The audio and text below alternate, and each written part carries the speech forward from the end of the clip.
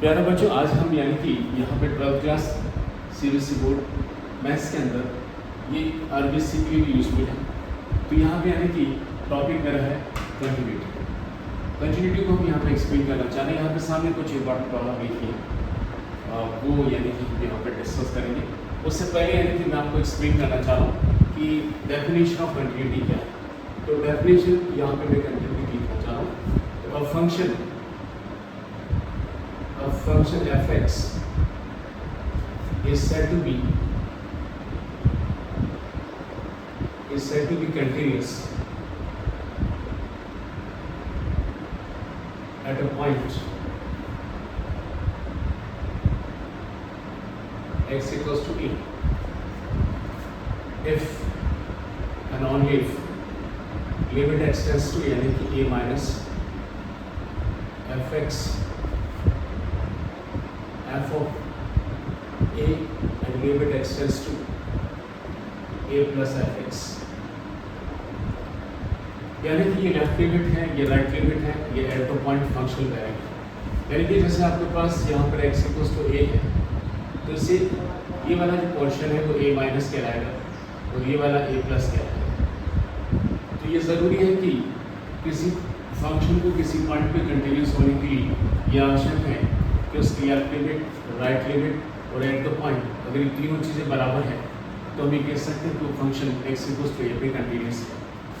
अब यहाँ पे यानी कि ये ध्यान रखना है कि इसे एक और तरीके से भी लिख सकते हैं। इसे f ऑफ a माइनस 0, इसे f ऑफ a और इसे f ऑफ a प्लस 0 भी लिखा जा सकता है। ये उसी चीज़ को आप ऐसा भी लिख सकते हैं। हमेशा अगर ये कहा जाए कि अगर आपको चेक करना है कि अगर ये कहा जाए कि कोई फंक्शन किसी इंटरवल में कंटिन्यूस है, तो ये ज़रूरी होगा कि वो इंटरवल के हर पॉइंट पर वो फंक्शन कंटिन्यूस होना चाहिए। तो किसी पर्टिकुलर पॉइंट पे कंटिन्यूस होने के लिए ज़रूरी है और किसी फंक्शन को किसी इंटरवल में कंटिन्यूस होने के लिए ज़रूरी है कि इंटरवल के हर पॉइंट पर वो फंक्शन यानी कि कंटिन्यूस होना चाहिए। इसके साथ साथ आपको ये ध्यान रखना है नॉट कि लिमिट यानी x tends to a fx exist finitely। अगर ये कहा जाए कि limit x tends to a fx finitely exist कर रहा है, उसके लिए ज़रूरी है इफ लिमिट यानी कि x tends to a minus fx and limit x tends to यानी कि a प्लस fx, ये दोनों इक्वल होना चाहिए। अगर ये दोनों इक्वल है तो आप यानी कि ये लिख सकते हैं एक्सटेंस टू a fx। तो लेफ्ट लिमिट और राइट लिमिट दोनों बराबर होने पर ये कहा जाएगा कि उस पॉइंट पर लिमिट आपकी रेफरेंस टू। एंड इसके साथ साथ आपको ध्यान रखना है कि अगर कहीं भी लिखा है यानी कि a माइनस लिखा है, तो a माइनस का मतलब ये हुआ कि a माइनस h, और यानी कि ये हम लिख सकते हैं और h यानी कि यहाँ पर 0 को टाइम करें। अगर कहीं भी a प्लस लिखा है तो उसका मीनिंग a प्लस h होगा और यहाँ पर h 0 को टाइम करें। a माइनस का मतलब a से कम, a प्लस का मतलब a से ज़्यादा, ये भी आपको मिलता है। तो बात सारी समझ में आ गई। एक तो यानी कि ये डेफिनेशन आनी चाहिए, इसके बाद लिमिट ये सारे फॉर्मूले आपको आने चाहिए और इसके साथ साथ यानी कि a माइनस का मतलब क्या होगा आप ऐसा लिख सकते हैं, ये लिख सकते हैं और h यहाँ पे 0 को टाइम चाहिए।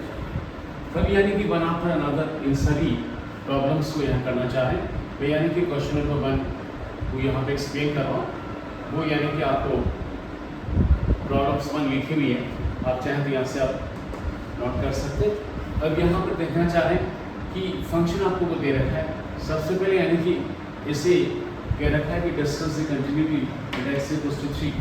तो यानी कि आप 3 पर इसकी वैल्यू निकालें तो 3 पर फंक्शनल वैल्यू आपको क्या दे रखी है, 5 दे रखी है। अब f ऑफ यानी कि 3 माइनस 0 करें, मैं सीधे लेफ्ट हैंड साइड पे लिखा होगा इसे लिमिट एक्सटेंस टू यानी कि 3 माइनस आप इसे fx लिख लीजिए। इसे लिमिट यानी कि अब आप ये चाहें तो कोई ज़रूर नहीं, आप ये चाहें तो सीधा भी यानी कि लेफ्ट राइट में निकालकर अगर सीधा चाहें लिमिट यानी कि एक्सटेंस टू आप 3 fx ये भी लिख सकते हैं। तो इसे लिमिट, क्योंकि नॉट इक्वल्स टू 3 में लेस देन 3 भी है और ग्रेटर देन 3 भी है। नॉट इक्वल्स 3 का मतलब वो 3 के बराबर नहीं है, तो 3 से कम भी हो सकता है और 3 से ज़्यादा भी हो सकता है।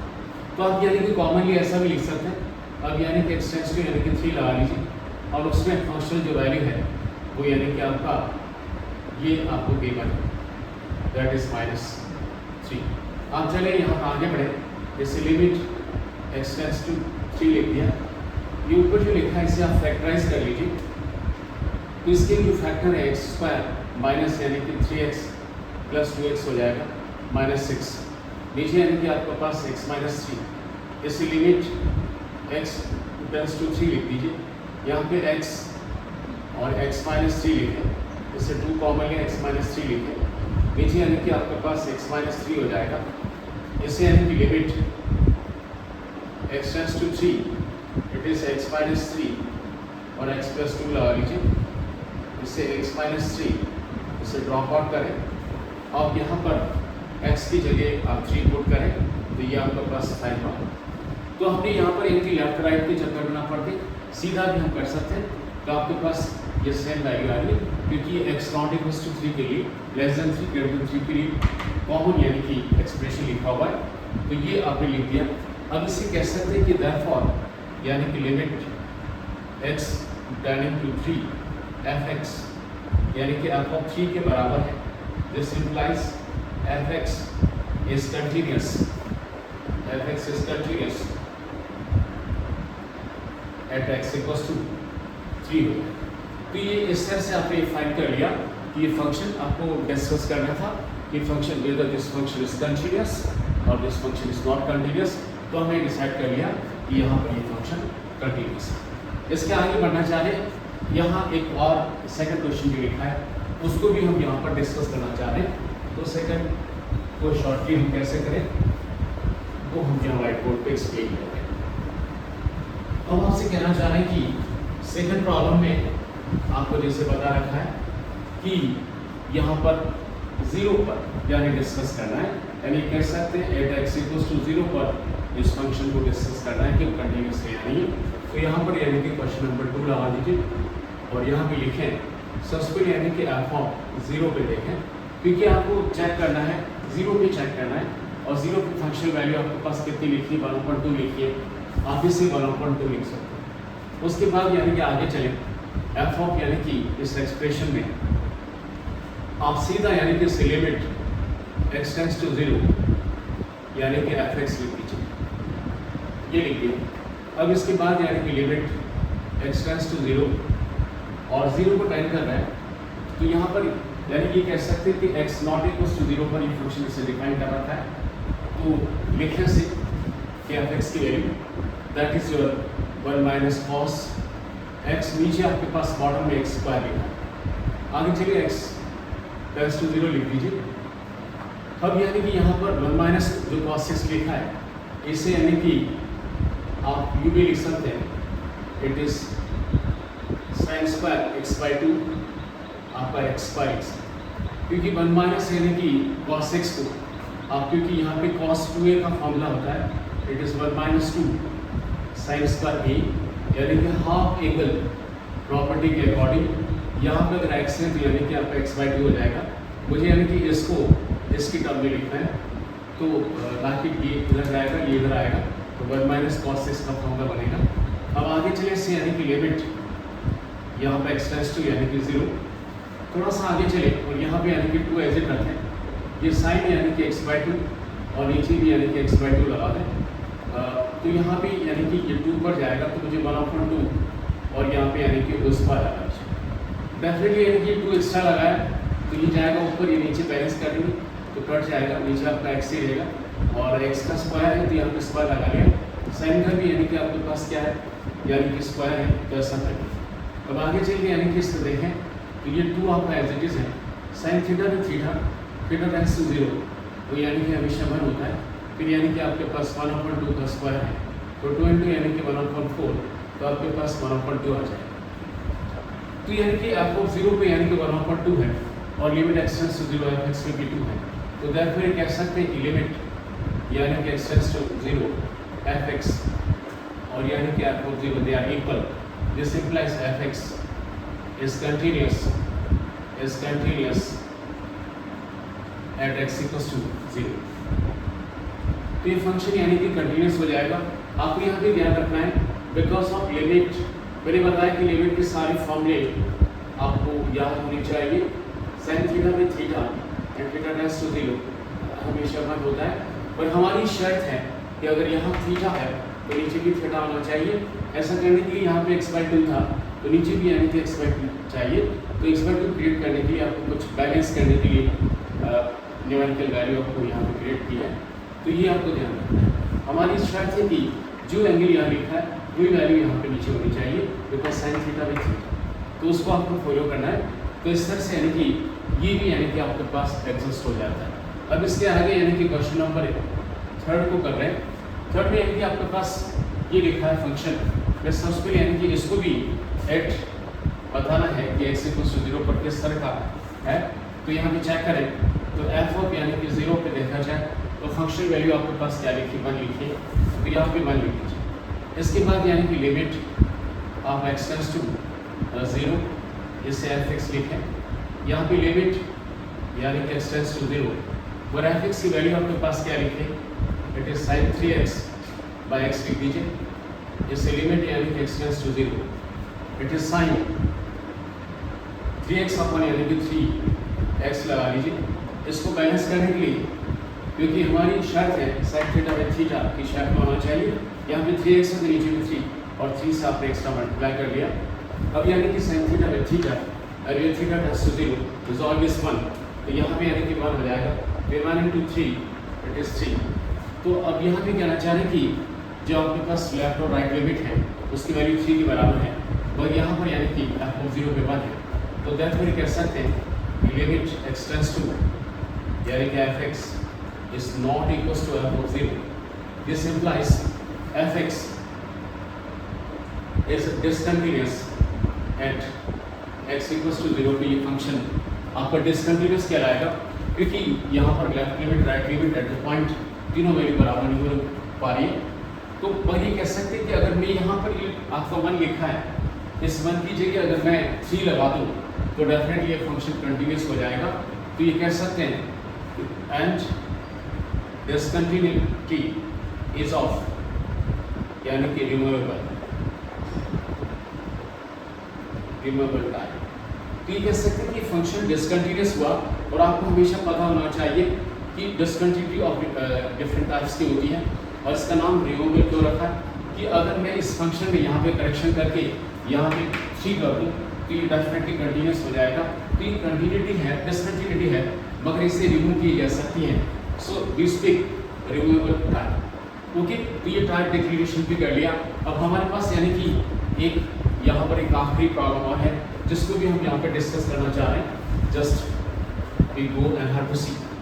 तो मैं हमसे कहना चाह रहा हूँ कि यहाँ पर जो 4th प्रॉब्लम लिखी है उसके लिए हमें यहाँ पर 2 पर चेक करना है और यहाँ पे एक अननोन वैल्यू a है, कहा कि कंटिन्यूस है, it is already continuous given to you और आपको एक अननोन वैल्यू a को फाइंड करके दिखाना है। तो सबसे पहले करना चाह रहे हैं इसको वर्कआउट करने के लिए हम आपसे कहना चाह रहे हैं कि आप यहाँ पर यानी कि एक x इक्वल्स टू 2 पे देखें तो f(2) पर फंक्शन वैल्यू कितनी है, इट इज 3, तो आप यहाँ पे 3 लिख दीजिए। अब इसके आगे बढ़ना चाह रहे हैं आप इसे लिमिट यानी कि x tends to that is 2 minus का मतलब जिस पॉइंट पर फंक्शन आपको कंटिन्यूस दे रखा है उसके लेफ्ट में, और लेफ्ट को हम यानी कि 2 माइनस कहेंगे।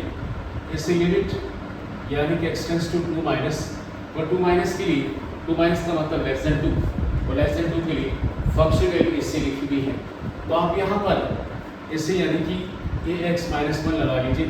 तो लिमिट यानी कि इसे h टेंड्स टू 0, क्योंकि जैसे आपको बताया कि 2 माइनस का मतलब 2 माइनस h होता है, तो आपको यानी कि हर एक x की जगह 2 माइनस h लगाना है। ये -1 एज इट इज है, सारा का सारा चलता जाएगा। अब यहाँ पे यानी कि 0 लगा दीजिए, इट इज 2a-1। आपको ध्यान रखना है कि 2 माइनस का मतलब क्या होता है, यानी कि 2 माइनस का जो मीनिंग है 2 माइनस h और h को 0 कैरी करना है। तो ये आपको ध्यान रखना है। You have to replace every x tends to यानी कि 2 माइनस का मतलब ये होगा, ये हमेशा ध्यान रखना है। और अगर ये 2 प्लस होता है तो आपको 2 प्लस h लगा।